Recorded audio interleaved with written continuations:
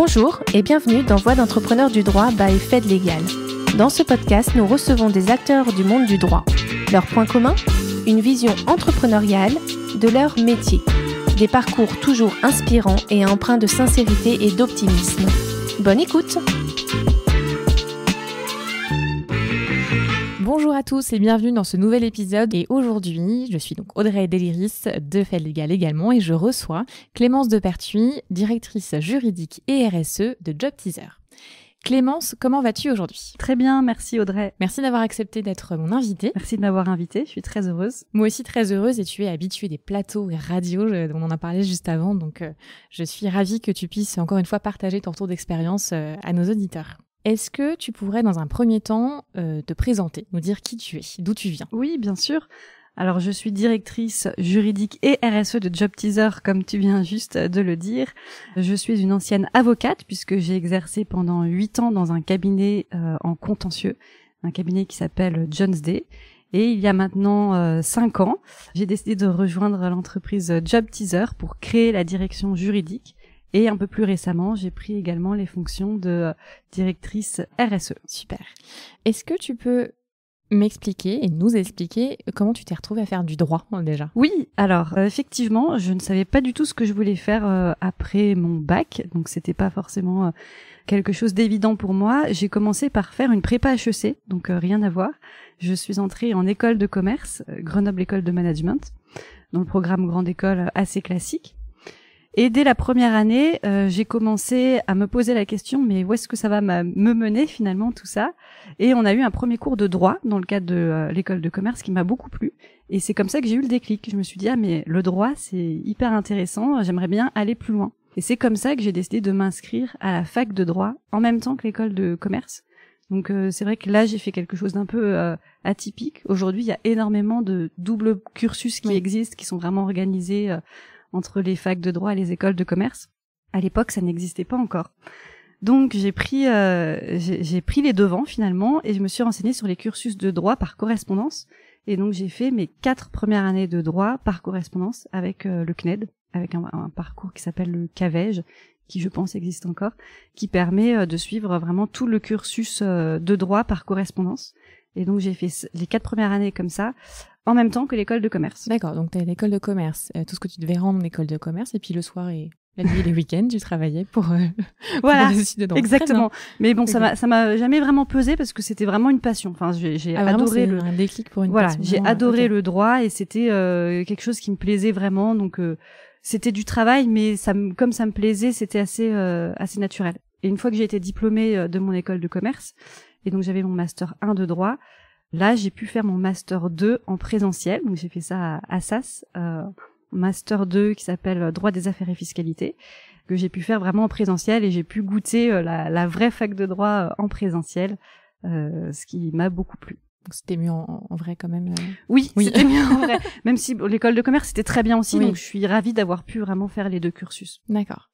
Et donc t'as été diplômée de ton master 2 donc à Assas. Ensuite, de ta passion, tu t'es dit alors, je passe le CAPA du coup. Oui, c'est ça. En fait, j'ai commencé par faire des stages. Donc, en école de commerce, l'intérêt, c'est qu'on a pas mal de stages à faire. J'ai fait notamment une année de césure. Donc, j'ai pu faire mon tout premier stage en droit. Ça avait été en fiscalité, en fait. C'était dans un petit cabinet de droit fiscal. Bon, ça n'a pas été ma passion, le droit fiscal, mais j'ai pu déjà découvrir comment fonctionnait un cabinet, un peu plus le métier. Et ensuite, j'ai enchaîné par un deuxième stage en entreprise, à l'époque chez Louis Vuitton, au service juridique. Donc là, j'ai pu voir comment ça se passait en entreprise, l'aspect du droit un peu plus en pratique. Et ça m'a vraiment confortée dans mon idée de continuer dans cette voie. Et c'est pour ça que j'ai passé le CAPA, effectivement, le CRFPA d'abord, au même moment que mon Master 2. Et donc, voilà, ensuite, j'ai eu le CAPA et j'ai pu directement commencer à exercer comme avocate chez Jones Day. D'accord. Pour ceux qui nous écoutent et qui n'y connaissent rien du tout en droit, le CRFPA, donc c'est le concours pour rentrer dans l'école d'avocat, et le CAPA, c'est quand on sort et après on peut prêter serment. C'est ça, exactement. Je l'ai bien validé par du coup une ancienne avocate. Et je souriais pour la fiscalité parce qu'il y a beaucoup de juristes qui en fait n'aiment pas la fiscalité dans les études. En tout cas, j'ai beaucoup de personnes qui me disent ça dans le cadre du podcast ou dans le cadre de personnes que je rencontre. Mais heureusement, il y a des personnes qui aiment ça et on a reçu dans le podcast aussi, il y a François Guéant qui s'occupe de la Coupe du Monde qui s'occupait, du coup, en tout cas, il s'en occupe encore un petit peu, la Coupe du Monde de rugby, du coup, qui aujourd'hui fait plus de la fiscalité, mais qui vient de cette matière-là. Il y a Yannick Bouchillou, qui est directeur fiscal d'EDF, qui est venu aussi en tant qu'invité. Donc, heureusement, il y a quand même des gens qui aiment ça et qui font de belles carrières dans cette matière. Toi, justement, donc, c'est pas la fiscalité que tu as choisie, c'est le contentieux. Est-ce que c'est toi qui as choisi le contentieux, c'est le contentieux qui t'a choisi? Je dirais que c'est moi qui ai choisi le contentieux, puisque j'étais dans un Master 2 qui était très orienté corporate. On avait énormément de cours de droit des sociétés, droit fiscal. Beaucoup de gens, après ce Master 2, se dirigent plus dans des départements corporate, souvent M&A, dans les cabinets d'avocats. Donc on va dire que par mes études, j'aurais été plus destinée à ce type de carrière. Et en réalité, je me suis rendu compte, dans le cadre du Master 2, que c'était pas non plus ce qui me passionnait, parce que je trouvais que c'était pas hyper concret et pas très diversifié. Enfin, c'était l'impression que j'en avais à l'époque. J'ai un peu évolué depuis, mais...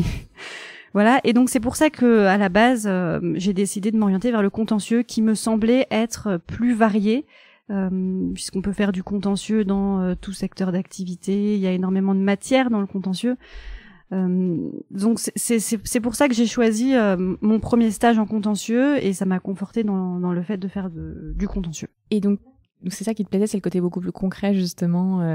Très t'as trouvé ce que tu cherchais justement. Effectivement, très concret et très divers, puisque quand on fait du contentieux, on est vraiment amené à avoir énormément de situations. On arrive aussi pour régler des sujets, donc évidemment on arrive à un stade, comme son nom l'indique, contentieux, oui, donc c'est souvent des situations un peu tendues, mais on est quand même là pour trouver des solutions qui peuvent convenir à tout le monde. On fait aussi beaucoup de pré-contentieux pour justement essayer d'éviter le contentieux. Et donc ce qui m'a plu, c'est un peu cet aspect aussi conciliation, aider les gens à avancer et à trouver un résultat qui puisse leur convenir. Voilà, donc je pense que ce qui m'a plu, c'est vraiment ces aspects, donc l'aspect concret, diversifié et orienté solution. D'accord. Et donc, malgré cette passion pour le droit en cabinet d'avocat et en contentieux, tu décides en 2019 de passer côté entreprise. Qu'est-ce qui t'a motivé justement à quitter la robe, comme on dit, et à rejoindre une entreprise? Alors, il y a plusieurs raisons. Une des raisons, pour ne rien te cacher, Audrey, c'est l'équilibre vie pro, vie perso, qui n'est pas évident à trouver pour moi à cette époque de ma vie, puisque je viens d'avoir mon deuxième enfant. En cabinet d'avocat, le rythme est relativement soutenu.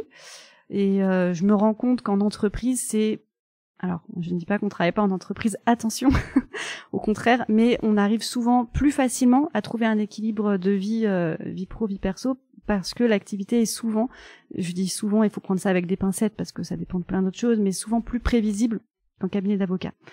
Donc il y avait ce premier aspect, et la deuxième chose, c'est pour le côté entrepreneur, justement. On est dans un podcast qui s'appelle l'entrepreneur du droit, et c'est vraiment ça qui m'a motivée. Moi, ce qui me plaisait dans le fait de rejoindre l'entreprise, c'était de rejoindre un projet d'entreprise, participer pleinement à l'activité, se projeter avec mes collègues, travailler sur un projet. Alors que quand on est avocat, on travaille sur plein de projets évidemment, mais on intervient de façon ponctuelle sur la vie de l'entreprise, sur des projets. Et finalement, on est un peu extérieur, on donne des conseils qui sont suivis ou pas.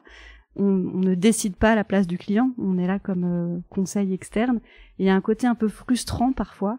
On aimerait bien être celui qui décide, celui qui prend les décisions et qui agit pour un projet. Et donc c'est vraiment ce côté entrepreneur qui m'a plu dans l'entreprise et qui m'a décidé à ce moment-là de ma vie de rejoindre une entreprise. Alors tout ce que tu me dis ne m'étonne pas en tout cas, puisque beaucoup d'avocats veulent passer en entreprise pour diverses raisons personnelles, professionnelles, un peu de frustration de ne pas savoir ce qui se passe aussi après, une fois que vous avez aidé les clients quand vous êtes avocat. Et c'est intéressant ce que tu dis, parce que justement, on pourrait penser que l'entrepreneur, c'est plutôt l'avocat qui justement est libéral, qui développe sa clientèle, alors que quand tu es salarié, tu n'es pas forcément entrepreneur. Alors je pense qu'il y a plein de postes différents en entreprise et qu'il y a plein de façons différentes de vivre le salariat. C'est une des raisons pour lesquelles j'ai rejoint la start-up, une start-up. Job Teaser, c'est une start-up. Quand je suis arrivée, il n'y avait pas du tout de direction juridique et j'ai vraiment dû tout créer. C'est ça aussi qui m'a plu dans ce poste, c'était le fait de partir de la page blanche et de créer tout ce qu'il fallait faire pour faire fonctionner une direction juridique, donc un aspect très entrepreneurial.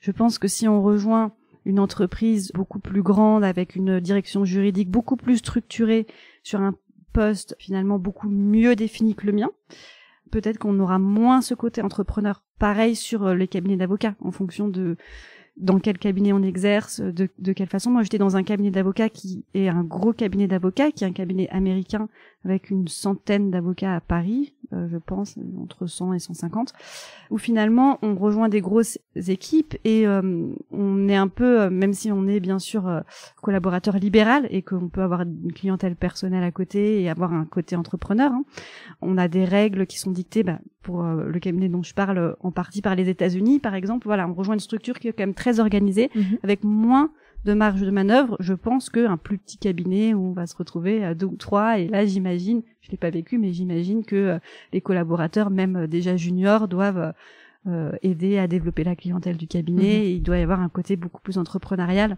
alors qu'on est en cabinet. Donc voilà, je pense que ça dépend vraiment du contexte. On peut pas forcément dire on est plus entrepreneur en cabinet qu'en entreprise ou l'inverse. Ça va vraiment dépendre du poste et du contexte. Ok.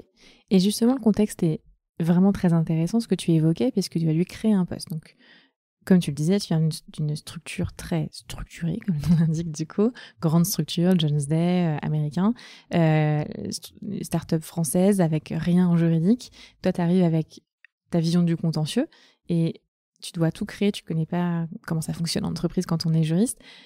Qu'est-ce qui t'a motivé justement dans ce projet-là et comment tu as réussi à convaincre justement le CEO de me dire voilà, moi j'ai fait qu'un bout de ce que vous allez me demander et puis ça va le faire. Alors c'est intéressant comme question. J'ai voulu me lancer, c'était le défi qui me plaisait, c'était le défi et le fait de me dire voilà, je l'ai jamais fait mais j'en suis capable. En fait, c'est sûr que c'était très différent de ce que je connaissais. Quand on vient du contentieux, l'intérêt, c'est qu'on a vu énormément de situations. Et donc, je pense qu'on a une bonne analyse des risques, puisque on voit les situations quand ça se passe mal. Donc, on peut prendre beaucoup de recul pour bien anticiper les risques et faire en sorte que ça se passe bien. Donc, déjà, avec ce background que j'avais, ça m'a beaucoup aidé pour comprendre comment il fallait structurer les choses. Et après, je me suis beaucoup entourée, en fait, quand je suis arrivée chez Job Teaser. Effectivement, j'étais la seule juriste, mais j'ai beaucoup misé sur le réseau. Donc, j'ai contacté énormément d'autres directeurs juridiques de structures similaires à la mienne. Je me suis appuyée sur un réseau qui s'appelle Fleet, que tu connais bien, Audrey, French Lawyer in Tech, qui est un super réseau créé par Audrey et Pierre Landy, si vous ne connaissez pas. Rejoignez-nous, hein. On est plus de 600 maintenant et c'est très sympa. Voilà, et on peut rencontrer beaucoup de pairs donc qui ont les mêmes problématiques que nous. Donc voilà, ce travail de vraiment échanger pour comprendre comment les autres font dans d'autres structures, ce travail de prise de recul sur finalement où sont mes risques et qu'est-ce qui me paraît un peu pertinent à mettre en place m'ont vraiment aidé. Et pour répondre à ta question, parce que je suis en train de m'éloigner, qui était comment j'ai convaincu le CEO de m'embaucher, j'ai été très transparente avec lui. Je lui ai dit que je n'y connaissais rien, mais que voilà, j'avais cette bonne vision d'analyse des risques, que j'étais hyper motivée et ça l'a convaincu. Et je me souviens qu'il m'avait dit peu après m'avoir embauché qu'il m'avait pas embauché pour mon expertise juridique de ce moment-là, mais plus pour mon potentiel. Et voilà, donc je pense qu'on peut convaincre tout le monde et on peut faire beaucoup de choses quand on a envie. Merci pour ça, parce que vous ne voyez pas, moi j'ai les yeux qui brillent en tant que chasseuse de tête parce que c'est mes histoires préférées justement. Et quand on a justement des personnes qui ont envie de faire quelque chose et voilà, et qui ont envie et le potentiel, et surtout qu'il y a quelqu'un qui est réceptif en face et de se dire tiens, cette personne-là, ok, elle coche pas toutes les cases, mais on va y aller parce qu'on va faire une super aventure ensemble. Preuve en est, ça marche parce que tu es encore chez le Job Teaser.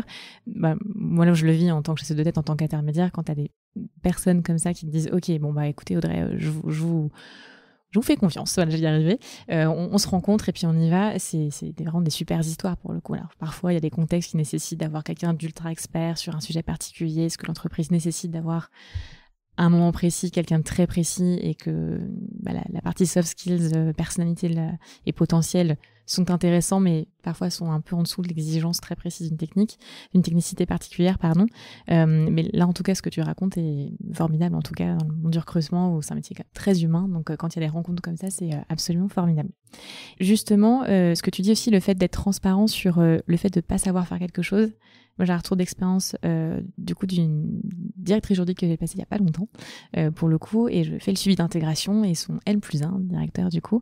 Une des choses qu'il apprécie le plus chez cette personne-là qui a rejoint du coup mon client, c'est qu'elle dit quand elle sait pas faire. Et ça, justement, c'est aussi preuve de professionnalisme au fait de dire, bah voilà, ça je sais faire, ça je sais la réponse tout de suite, ou ça je ne sais pas. Par contre, je vais regarder, ou ça je ne sais pas, je ne saurais pas faire et je vais aller me tourner vers un autre expert. Absolument, mais en fait, c'est la qualité première d'un juriste d'entreprise pour moi. En fait, ce qu'on nous demande en tant que juriste d'entreprise, contrairement à un avocat, justement, où on a une vraie expertise, on est souvent spécialisé dans un domaine puisqu'on vient nous voir pour une question très précise et le client attend une réponse précise. Quand on est juriste d'entreprise, ce qu'on nous demande, c'est de savoir comment gérer une situation, pas de connaître la réponse. Donc, moi, quand j'ai une question, soit je connais la réponse, donc c'est très simple, soit je ne connais pas la réponse, mais j'arrive à jauger l'importance pour l'entreprise. Donc, est-ce qu'il y a un vrai risque associé? Est-ce que j'ai besoin de consulter un expert sur cette question ou non? Quel expert je dois consulter? Quel coût je vais mettre par rapport à mon enjeu de l'entreprise? Donc, est-ce que je vais juste demander à un stagiaire de mon équipe une recherche très rapide sur des bases de données classiques? Est-ce que non, l'enjeu est tel que j'ai besoin de me baquer même d'un point de vue responsabilité et de demander un avocat spécialisé? Quel avocat? Le choix de l'avocat va dépendre aussi du contexte. Est-ce que je vais recruter une personne dans mon équipe spécialisée sur ce sujet parce que c'est un sujet récurrent et j'ai besoin d'une expertise en interne? Voilà, ce qu'on demande au directeur juridique en tout cas, c'est vraiment cette capacité à identifier les sujets, identifier les risques et mettre les bonnes personnes en face. Et certainement pas tout connaître. C'est ce que j'explique aux juristes de mon équipe qui sont parfois paniqués quand elles ne connaissent pas une réponse. On nous demande pas du tout de tout connaître en entreprise. Et c'est vrai que pour les juristes que j'ai recrutés dans mon équipe sont des anciennes avocates, tout comme moi. Et c'est vrai que quand on vient de cabinet d'avocat, on peut être un peu impressionné par ça, par toutes les questions qu'on nous pose où on n'a pas la réponse et on n'ose pas forcément dire j'en ai aucune idée. Alors qu'en fait, il faut pas non plus dire j'en ai aucune idée et ne rien dire derrière. Il faut rassurer sur le fait qu'on sait comment on va gérer le cas. D'accord. Ok. Hyper intéressant pour sortir d'expérience.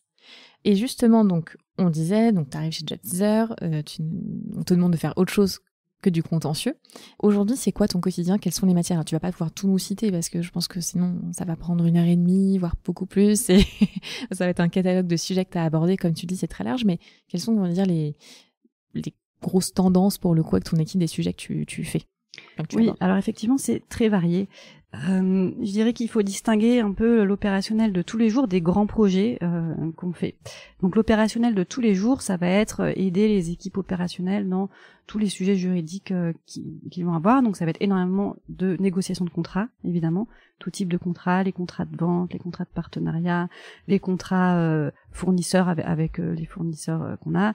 Ça va être ça le plus gros, je pense, le quotidien. Après, nous, on a une activité dans laquelle on est très concerné par la gestion des données personnelles, puisque pour ceux qui ne le savent pas, JobTeaser est un job board donc qui permet aux étudiants de trouver des offres de stage et d'emploi. Et on a la particularité d'être intégré aux intranets des écoles et universités. Donc, il y a énormément de questions de gestion des données personnelles et beaucoup de discussions là-dessus avec nos partenaires écoles et universités. Donc, une grosse partie de l'opérationnel va être autour du RGPD de façon générale, convaincre nos partenaires qu'on est conforme, etc. Donc ça, c'est les grosses questions de l'opérationnel. Il va y avoir tout ce qui est droit du travail aussi, puisque donc on gère aussi les aspects droit du travail. On est quand même une entreprise de 300 salariés aujourd'hui, répartis dans 6 pays. Donc on va avoir des questions très régulièrement de droit du travail. Donc au-delà de ces sujets opérationnels courants, il va y avoir ce que j'appelle les grands projets. Donc ça va un peu dépendre du contexte des moments, mais ça peut être par exemple une levée de fonds, ça peut être une acquisition. L'année dernière, on a acheté une société au Danemark qui nous a beaucoup occupés. Ça peut être un projet de nouveaux process contractuels. On va mettre en place un nouvel outil, par exemple. C'est ce qu'on est en train de faire en ce moment. On est en train de mettre en place un nouvel outil pour gérer tous nos contrats fournisseurs. D'accord. Voilà, donc c'est extrêmement varié et c'est ça qui est intéressant aussi. Ça varie en fonction des projets de l'entreprise. D'accord. Et comme on le disait au début, tu es directrice juridique et RSE. Mais quand tu es arrivée, tu n'étais pas directrice juridique RSE, tu n'étais entre guillemets que directrice juridique. Comment tu es arrivée à traiter aussi de ces sujets-là? Comment c'est venu sur la table, entre guillemets? Oui, alors effectivement, c'est intéressant. Ce qui s'est passé, c'est que quand je suis arrivée en 2019, c'était le moment de la loi Pacte. Je ne sais pas si ça vous parle, mais la loi Pacte, elle a mis plein de choses en place, et notamment quelque chose qui s'appelle la société à mission. Et donc, la société à mission, c'est un statut que les entreprises peuvent demander en changeant en fait leur statut et en insérant dans leur statut leur mission d'entreprise. Et chez Job Teaser, c'est une des raisons pour lesquelles j'ai choisi d'ailleurs Job Teaser comme entreprise, on parle beaucoup de la mission de l'entreprise qui est d'aider les jeunes à s'orienter, à trouver leur voie et donc à bien s'insérer dans la société, en partant du principe que si les gens sont au bon endroit, la société dans son ensemble finalement va en bénéficier puisqu'ils pourront rendre à la société beaucoup plus que s'ils sont pas au bon endroit. Voilà, en résumé, c'est ça. Et donc, quand j'ai vu ce statut juridique de société à mission, j'ai trouvé ça hyper intéressant et pertinent pour Job Teaser. Donc, c'est comme ça que, finalement, petit à petit, je suis arrivée sur la RSE. On a commencé par travailler sur ce projet de devenir société à mission. Et au-delà des aspects juridiques, je me suis vraiment intéressée au fond du sujet. Donc, à quelle est notre mission, quels sont nos engagements sociétaux, etc. Et de fil en aiguille, ce projet m'a amenée sur la RSE au sens plus global, notamment parce qu'on était beaucoup challengés en interne par nos collaborateurs sur c'est super, la mission, les engagements sociétaux, on a un comité de mission qui parle de tout ça, mais où on en est sur l'environnement, mais qu'est-ce qu'on fait sur l'égalité homme-femme, des sujets qui n'avaient rien à voir. Et là, je me suis rendu compte qu'on avait un peu un trou dans la raquette, puisque chez Job Teaser, on n'a pas de direction RSE, et personne n'avait encore pris vraiment ce sujet. Donc voilà, parfois dans les entreprises, on voit la direction marketing ou la direction des ressources humaines prendre les sujets. Là, c'était pas le cas. Donc j'ai proposé en fait à la direction de prendre en charge ces sujets qui devenaient de plus en plus importants, parce que on a une pression de nos collaborateurs, parce que on a aussi un paysage réglementaire qui est en train d'évoluer. On a la CSRD, qui est une directive européenne qui va nous imposer pour toutes les entreprises de plus de 250 salariés dès 2025 de faire du reporting extra-financier. Donc voilà, je l'ai aussi relié au juridique comme ça, au réglementaire. Il faut se préparer, on est dans un monde qui évolue. J'ai fait un benchmark un peu sur ce que les entreprises de mon secteur faisaient, pour démontrer que voilà, tout le monde est en train de travailler sur ces sujets. Si on ne le fait pas, on va prendre du retard. Donc c'est important d'anticiper. Et c'est un sujet qui m'intéresse tout simplement.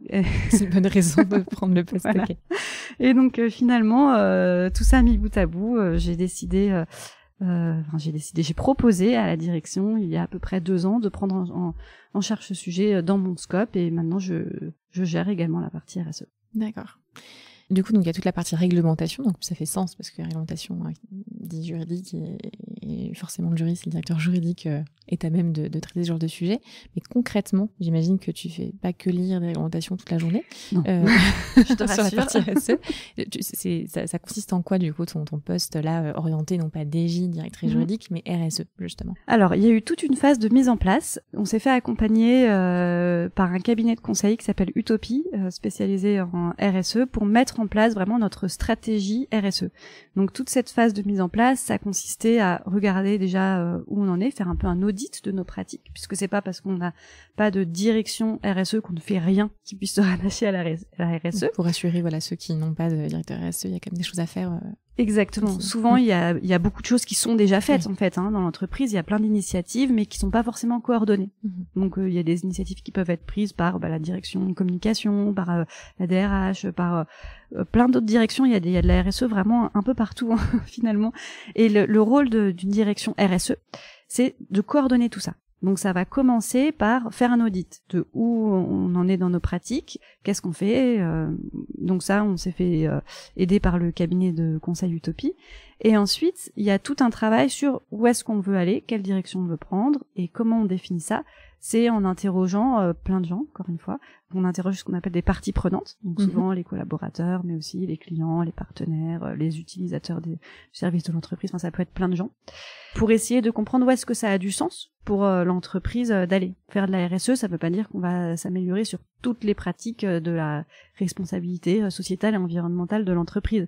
Ça n'a pas forcément de sens pour Job Teaser, par exemple, d'être premier de la classe en termes de recyclage des déchets, parce que on a des déchets relativement simples, on n'est pas une entreprise industrielle avec des déchets dangereux, etc.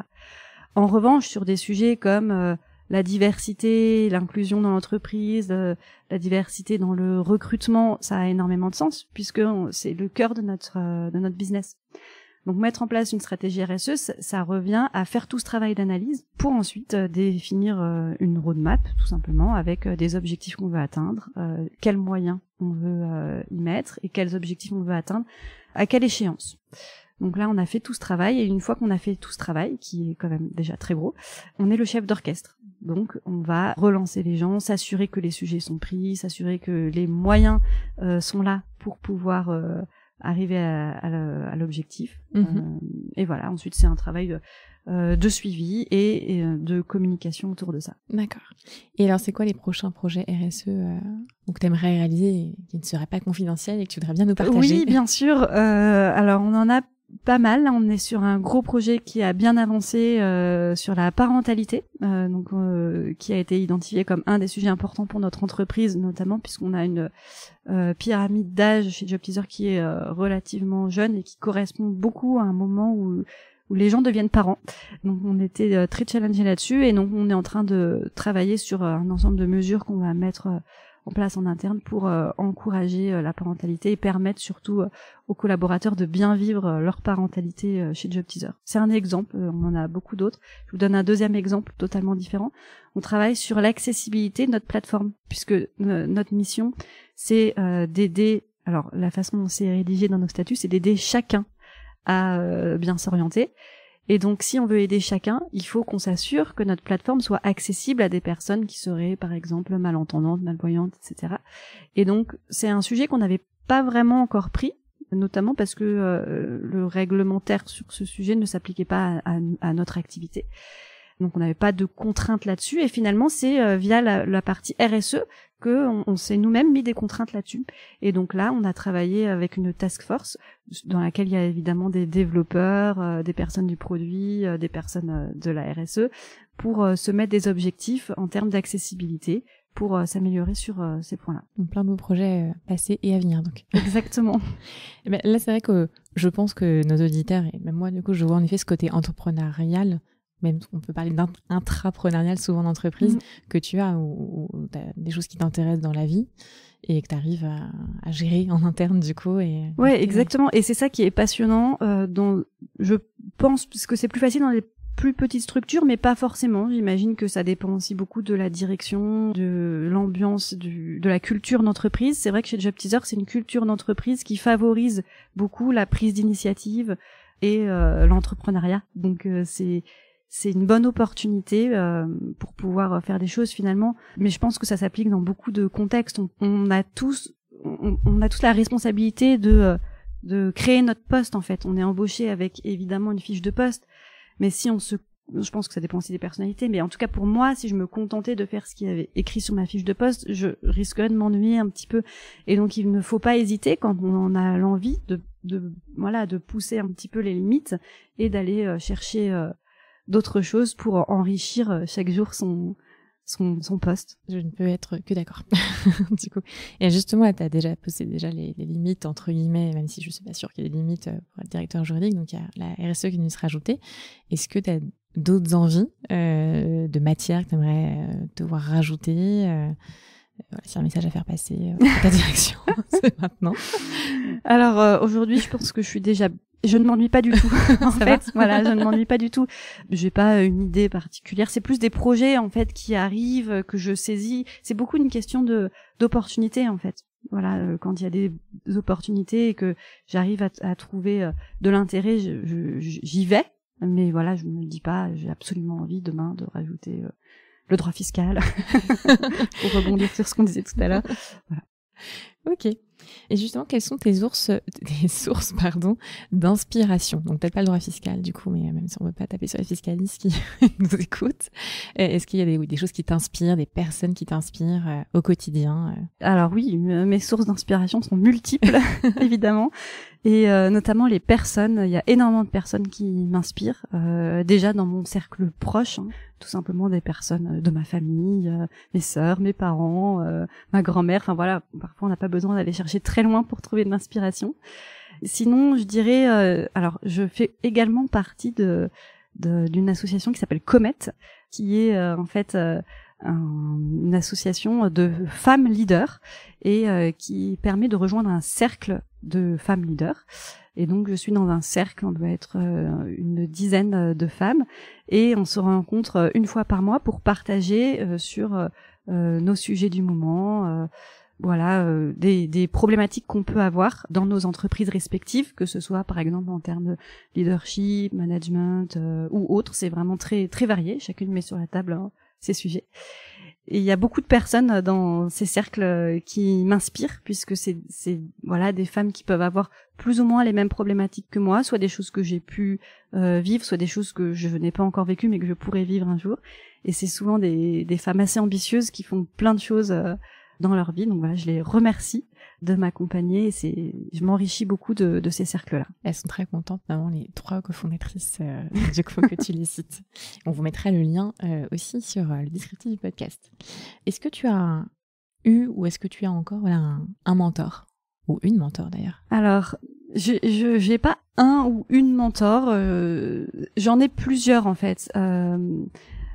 J'ai des personnes un peu référentes que je vais appeler quand j'ai des sujets particuliers. Donc, je pense à d'autres directeurs juridiques de start-up. Il y en a peut-être 3 ou 4 de qui je suis assez proche, et on a vraiment des problématiques similaires. Et je pense que c'est réciproque. D'ailleurs, en fait, on est mentors l'une de l'autre. On s'appelle vraiment quand on a besoin de conseils sur des sujets ou d'un regard extérieur. C'est très précieux d'avoir ça. Après, je me suis fait accompagner également par Pierre Landy. Quand j'ai pris mon poste, parce que voilà, c'est Pierre Landy, c'est une personne qui a beaucoup d'expérience, qui est mentor en fait pour les directeurs juridiques, donc c'est son métier, et qui a beaucoup d'expérience, et ça permet vraiment de prendre du recul et d'avoir un regard extérieur. Donc j'ai fait ça au début pour m'accompagner, ça m'a été assez utile. Et on vous mettra aussi les coordonnées de Pierre du coup, et en effet t'en parlais avec Pierre aussi, j'ai la chance de travailler sur le Fleet Network qu'on a cofondé ensemble, et si vous ne connaissez pas Pierre déjà, je m'en étonne, et en plus il faut absolument que vous rencontriez. Voilà. Est-ce que toi-même tu aurais des conseils à donner à un avocat ou à un juriste qui débute au début de sa carrière? Toi tu te revois quand t'as été diplômée, est-ce qu'il y a un conseil que t'aurais aimé qu'on te donne, ou d'ailleurs qu'on t'a donné et qui t'a servi? Oui, alors mon conseil principal, c'est d'y croire et de vraiment savoir que vous êtes capable de faire plein de choses. Vraiment, ça c'est le plus important. Et je pense que c'est un conseil qu'on donne beaucoup à des entrepreneurs. Quand on est entrepreneur, on nous dit très souvent « mais c'est pas possible, tu ne vas pas y arriver ». C'est très décourageant. En tant que très jeune juriste ou avocat, ça peut être très décourageant parfois. Moi, je me souviens de ma première audience quand j'étais avocate. C'est vraiment impressionnant. On arrive dans une salle d'audience en robe, c'est la première fois. Il y a plein de règles qui ne sont écrites nulle part, dont personne ne nous parle jamais. Et on arrive, on a l'impression qu'on est censé tout connaître. Des choses toutes bêtes comme où est assis le greffier, est-ce que je vais m'annoncer au greffier, est-ce que j'attends qu'on m'appelle, dans quel ordre les dossiers vont être appelés. Et c'est vraiment, on se sent un peu misérable et on peut rapidement se dire je suis nulle, je ne connais rien. Donc non, c'est normal d'avoir ce genre de sentiment dans les premières années. Il ne faut surtout pas se laisser impressionner en fait, et écouter les personnes qui vous expliquent que vous faites pas les choses comme il faut, que c'est pas bien. Enfin voilà, moi c'est quelque chose qui m'a assez marqué au début en cabinet d'avocat. C'est forcément des personnes qui ont 15 ans de métier, c'est facile pour elles de dire ça à des jeunes, et malheureusement c'est un milieu encore parfois un peu archaïque, la justice de façon générale. Et voilà, moi j'ai déjà reçu quand j'étais très jeune des remarques inappropriées de certains auxiliaires de justice au tribunal ou au cabinet. Et en fait, il faut juste ne pas écouter, parce que vous en êtes capable, et en fait, on est capable de tout faire. Donc voilà, mon premier conseil, c'est croire en soi, ne pas se décourager. Et mon deuxième conseil, c'est de rester curieux, d'être curieux et de rester curieux tout au long de sa vie. puisque c'est ça qui permet d'ouvrir des opportunités. Et c'est ça qui vous permettra d'être un bon professionnel. Un juriste ne peut pas être un bon juriste s'il s'intéresse pas aux gens et au métier. On est là pour aider des personnes, pour aider à résoudre des problématiques. Il faut comprendre vraiment quelle est la problématique de la personne. Donc il faut être curieux, il faut écouter activement pour pouvoir être pertinent. Merci pour ces bons conseils. Et là, moi, je suis en face de toi, donc je vois, et si vous écoutez jusqu'au bout, ce que je vous encourage à faire du coup ce podcast, vous entendez et vous entendrez l'enthousiasme de Clémence. Donc moi, en tout cas, j'ai l'impression que tu es très heureuse de ce changement aussi de passage, en tout cas, de cabinet à entreprise. Donc ça valait le coup. Oui, absolument. Ouais, moi, je reviendrai pas du tout en arrière. Je suis très très heureuse du changement. Oui. Et donc, qu'est-ce que tu donnerais comme conseil à justement un avocat qui se dit est-ce que c'est pour moi l'entreprise, est-ce que j'ai vraiment envie, qu'est-ce qu'il doit se poser comme question, cet avocat qui... Alors, il faut se poser la question, parce qu'effectivement, moi je suis très contente et je reviendrai pas en arrière. Je connais des gens pour qui c'est pas le cas. Il y a la plupart des gens qui sont passés en tant que juristes sont contents. Dans mon entourage, je dirais 98% des gens, mais n'empêche que je connais quand même de rares personnes qui ont... C'est très rare, mais j'en connais qui ont fait le chemin inverse, c'est-à-dire qui sont partis en entreprise et qui finalement se sont rendus compte que c'était pas pour elles et sont repartis en cabinet. Assez rapidement en général. Oui. Aussi, oui. Bon, sachant que c'est pas grave, hein. C'est pas grave. Voilà, une façon. D'ailleurs, c'est peut-être le premier élément de ma réponse, c'est peut-être ça, c'est pas grave. Si on a un doute, on peut tester et on peut toujours revenir. Donc oui, il faut se poser des questions. Parfois, dans la vie, il faut aussi tester. Si ça va pas, on peut revenir en arrière. Mais sinon, donc les questions qu'il faut se poser. Alors déjà, une première fausse idée que certains peuvent penser, on travaille beaucoup en entreprise. Il y a beaucoup d'avocats, j'en parlais tout à l'heure, c'est difficile parfois pour un avocat de trouver un équilibre de vie, on a souvent beaucoup de travail et on pense que on va aller en entreprise, ça va être beaucoup plus cool. Ça, c'est une fausse idée. Vraiment, on travaille énormément, beaucoup en entreprise. On travaille différemment. Donc c'est vrai que par exemple sur l'équilibre vie pro, vie perso, moi ça m'arrive beaucoup moins de travailler le week-end et le soir qu'avant, mais mes journées sont très très très chargées. Donc ça, c'est la première chose à faire. Donc si c'est pour avoir une vie cool, non, c'est une mauvaise idée. N'y allez pas. Et après, la question, c'est un peu ce que je disais tout à l'heure, c'est pas le même métier. L'avocat, c'est un métier vraiment d'expertise, de conseil externe. Si on a envie si on adore rédiger des thèses en droit ou lire toute la jurisprudence sur des questions, restez en cabinet en fait, parce que vous serez triste en entreprise où personne ne lira ce que vous avez écrit, personne ne regardera et vous n'aurez même pas le temps de faire ces recherches approfondies. Donc voilà, si on est plus un expert et qu'on aime vraiment le droit profondément pour le droit, je pense qu'il faut rester en cabinet. Si on a un côté beaucoup plus opérationnel et envie de peut-être plus de variété et de régler des problèmes en entreprise, on est tout le temps en train de régler des problèmes. Les gens viennent nous voir avec des problèmes et ils veulent une solution. Donc il faut pas leur répondre voilà, la loi dit ça, débrouille-toi. Non. En fait, il s'en fiche l'interlocuteur de ce que la loi a dit, il veut une solution. Donc c'est quand même une façon de penser particulière et il faut avoir envie de ça. Merci en tout cas pour ce retour d'expérience transparent. Sans faux semblant pour le coup et très enthousiaste aussi. Est-ce que tu aurais un dernier mot pour nos auditeurs ? Alors je vais me répéter, mais croyez en vous, rien n'est impossible. Voilà, et foncez. Parfait. Merci beaucoup pour ce dernier mot. Merci pour ton temps. Du coup, et ce retour d'expérience formidable, Clémence. J'espère que tu as passé un bon moment. Oui, merci beaucoup pour l'invitation. C'était super. Merci Audrey. Merci à toi, Clémence, et merci à tous de nous avoir écoutés. Je vous dis à très bientôt pour un nouvel épisode de l'Entrepreneur du droit by Fed Legal. À bientôt. Merci pour votre écoute. Nous espérons que ce temps de partage vous a plu. Abonnez-vous pour plus d'histoires professionnelles et de témoignages enrichissants. Suivez-nous sur LinkedIn et retrouvez nos offres d'emploi sur notre site carrière fed-group.fr.